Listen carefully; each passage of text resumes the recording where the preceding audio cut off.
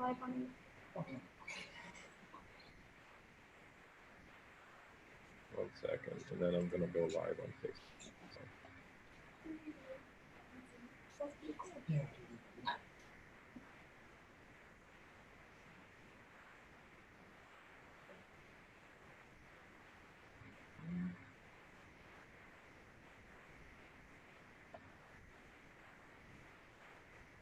All right, thank you guys very much for your presentation. And so now we're going to kind of go into this Q&A part of our presentation. And so let's just kind of dive right in. The first question that we want to ask you would be, what other egg replacers can you use instead of flaxseed? As far as the vegan bread, Sure. I've seen that you can use like something like chia seeds, like the same method. You kind of put them in water and kind of soak them for a little bit before entering it into your ingredients. I've also seen with other recipes, people use like mashed up banana, even avocado, kind of. But you know, with those things, it's not like the same thing as an egg. It's gonna do differently in other recipes. And I've also seen like some type of yogurts, like what is it, tofu or like soy-based yogurt, if you want to keep it vegan. I've seen those types of things that have been used in other recipes. So that's Okay. pretty much all I know about the egg replacer stuff. Okay. Do you have any tips for pulling together healthy meals if you don't have lots of time to cook during the week? Absolutely. So like I mentioned during the food demo, cooking healthy does not have to be expensive or time consuming. So I know something that personally really helps me is to do some meal prepping.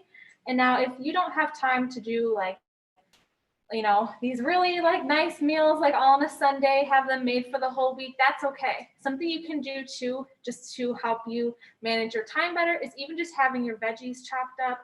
You could have a big bowl of some quinoa or some, you know, brown rice cooked up. That can kind of be a base of a lot of your meals. You can also do things like, if we're of course thinking in mind of plant-based diet, you could have your protein sources like some tofu or some tempeh or even some beans. You could just prepare those ahead of time so that as you go along throughout the week, you're kind of just pulling those ingredients out and kind of adding them to a bowl or a plate and kind of building your meal as you go each day and throughout the week. Okay, thank you. Is there a special technique for folding in the dry ingredients to the pumpkin bread without over mixing? And can you talk about the difference, kind of what you were doing versus just mixing it up?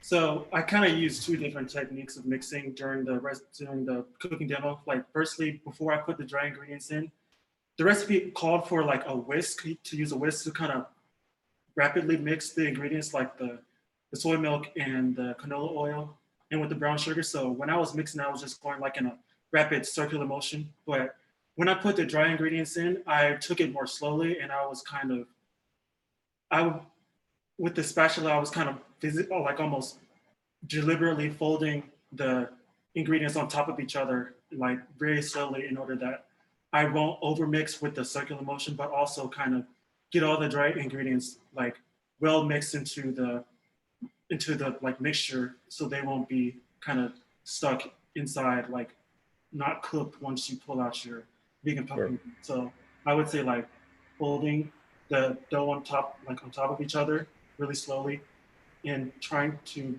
like really see that your ingredients are being mixed in like effectively. That's what I would say.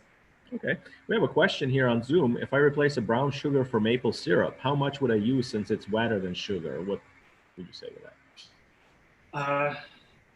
Can you do that? I'm actually not sure. That's not something I've done before, like replacing a sugar with like syrup. Mm-hmm. I know the properties are different, one's liquid and one's like solid, so I really don't have a. Gotcha. So it sounds like this person just needs to try it out and tell us about it. Yeah. I think also something to keep in mind is that sugar is sugar. And so whether you're using the brown sugar or the maple syrup, you're still, you know, adding sugars to it, which is okay, especially in something like pumpkin bread. It's a treat to have.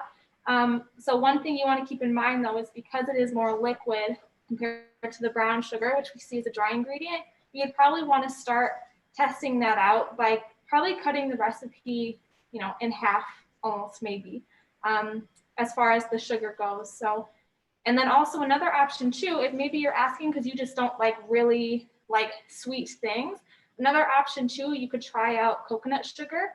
Coconut sugar is much less sweet than something like brown sugar or white sugar. Cool, thank you. Can you talk about what else can you use the beet greens for? Any other creative use? Absolutely, yeah. So you can really use those for anything. I mean, like we use them in a base of a salad, but you could saute it in any of your dishes. You could, if maybe you were doing like an oven tray bake of veggies, you could put the beet greens in there. Again, you could throw it into something, you know, like maybe for breakfast, if you're having an omelet or something, you could throw some of that in there. Beet greens are really nice because they're very versatile, just like any other green. So really, wherever you would use like spinach or kale, you can just use those interchangeably.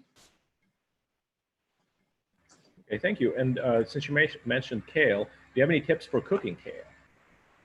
Yes, so my number one tip, of course, is to always, always make sure you take the greens off of the stalk. So like I mentioned in the cooking demo, that stalk that the leaves are surrounding, what they're connected to, is really fibrous, it's really dense and chewy, and it's really not tasty or even like comfortable to chew in your mouth. It's just so tough. So one thing you want to make sure is to always take the leaf off of the stem. And then once you start cooking it, again, you can really use it in anything. It's a very versatile ingredient. So if you're using it in something like a salad, I actually recommend dressing the kale beforehand and then kind of massaging the dressing into the kale.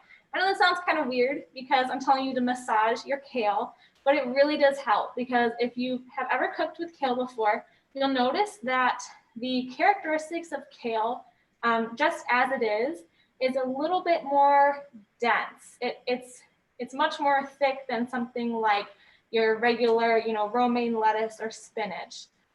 It's very much has more of like a texture to it. And so one thing you can do is by massaging that salad dressing into the kale, you're actually breaking down the cell wall of the kale and you're making it much more tender. And so then other ways you can do it too is, again, you can put it on a tray and bake it. You can steam it. Steaming is a really good use of kale as well. So here's an interesting question about kale from Zoom. Can I put kale in a cookie batter? In a cookie batter? Wow. I've never been asked that before. You know, I personally have never tried that before. Have you, Caleb? No, I haven't tried it, nor have I like eaten a cookie with like that I know had kale in it. So yeah, I know. I've never tried it in baked goods before, but of course, there's an opportunity for everything, right? There's always a chance to try something new. So if you were interested in putting kale in something like a baked good, I would definitely try to find a recipe, whether it's just via Google or some cookbooks or Pinterest, and I would find a recipe that's tailored to that. If you're trying to add ways, like find ways to add kale into your diet, a really good use of it is putting it in something like a smoothie. So that could be a good option too. Okay, thank you. So when cooking with quinoa, how do you stop it from getting grainy? Sorry, could you repeat that last part? Sure. How do you stop it from getting grainy, quinoa?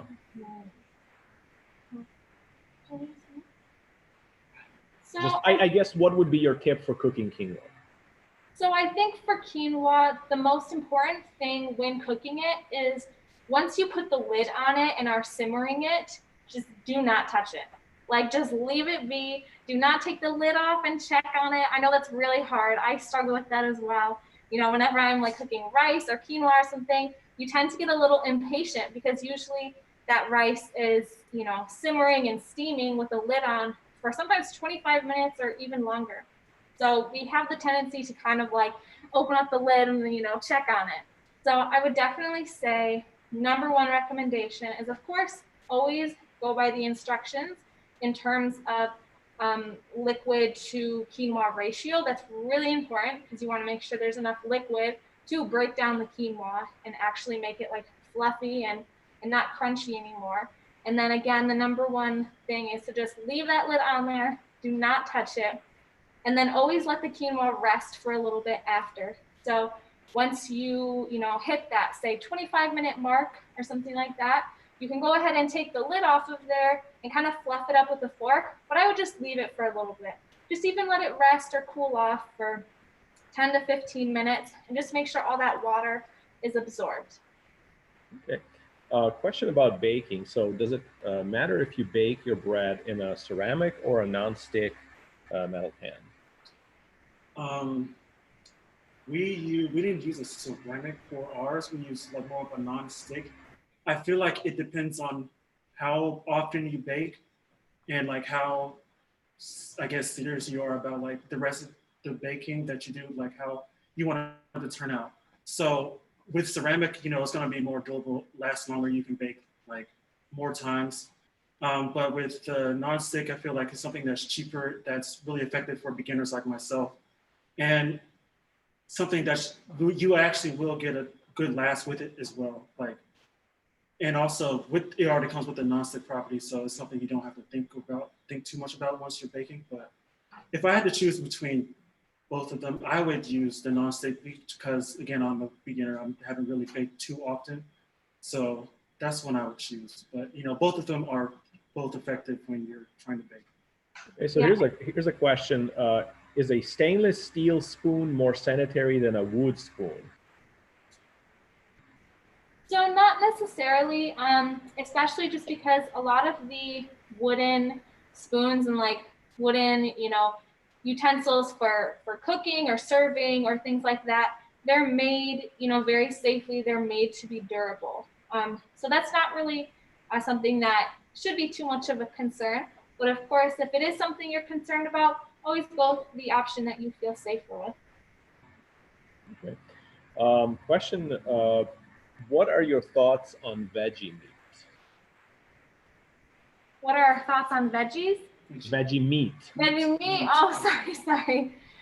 I think that veggie meat can be a great resource if you are trying to follow a plant-based or vegan or vegetarian diet, but it's not something that I would try to consume every day.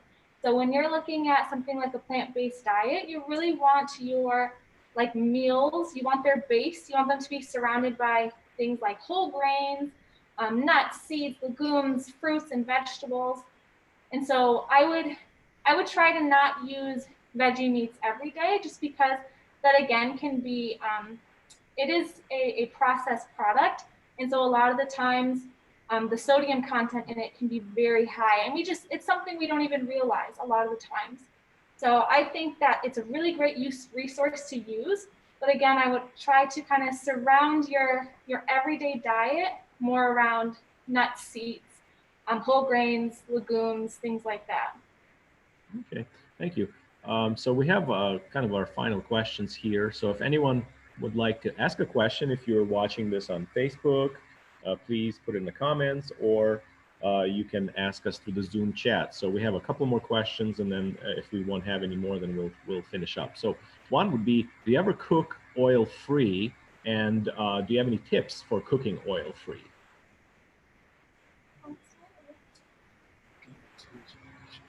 Okay, so when cooking oil-free, that can be very challenging, because when you're taking oil out of recipes, a lot of the times it's taking moisture out.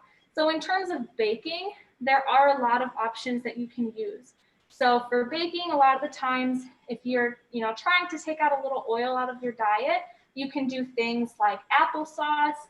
You can implement more like plant-based milk alternatives, things like that.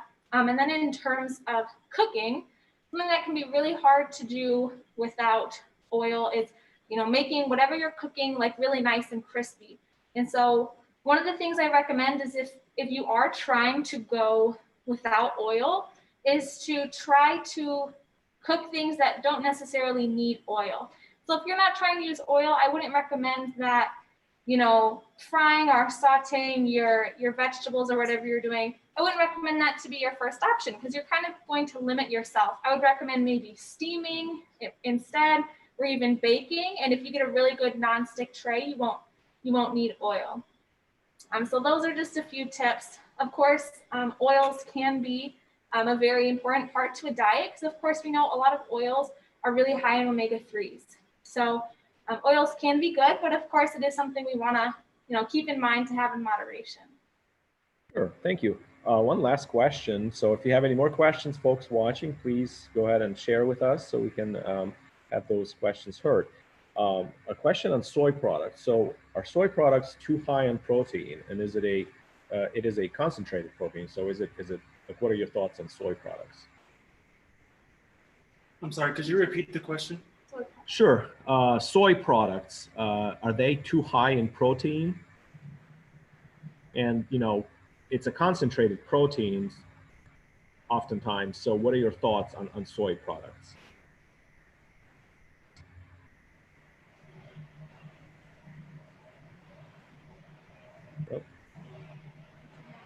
Okay, sorry. I hope you guys can still hear us.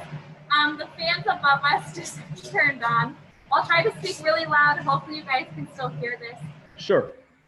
So soy products are actually a great source of plant-based protein.